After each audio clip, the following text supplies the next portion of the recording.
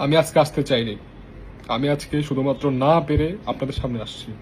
কিছু কথা না বললেই নয়। আজকে যেহেতু সবাই বাকস্বাধীনতা পেয়েছে, তাই আমিও পেয়েছি। গত 2-2.5 বছর ধরে আমি চুপ ছিলাম, কিন্তু আজকে আমাকে বলতে হবে। শুধুমাত্র 2টা বোতল, 2টা বোতলের জন্য তারা আমাকে যেভাবে নির্যাতন করছে, আমি বসতে পারি নাই। আমি সেদিনের পর থেকে বসতে পারি নাই, আজও বসতে পারি নাই। আমি এখন বসার চেষ্টা করতেছি শুধুমাত্র আপনাদের জন্য। আপনাদের কাছে আমার কিছু কথা আছে, সেজন্য আমি বসে বলতেছি, নাহলে আমি বসতে পারি না।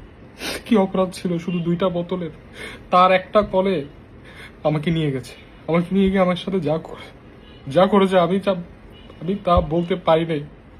আমি সেই সাহসটুকু পাই নাই। আমার অপরাধটা কি? আমার অপরাধ এইটাই যে 2টা বোতল আমার বাসায় ছিল। এইটাই, এই 2টা বোতল আমার কালেকশনে ছিল। কেন আমার কালেকশনে ছিল? কারণ এই 2টা বোতল, আপনারা খেয়াল করেন, এটা স্পেশাল এডিশন।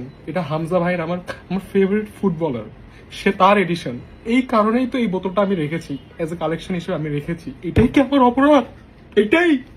আপনারাই বলেন না, আপনারাই বলেন, এইটা কি কোনো অপরাধ হতে পারে? সে ভিডিও কলে ছিল, সে আমাকে দেখে, সে হাসে, কিন্তু সে কিছু বলে না।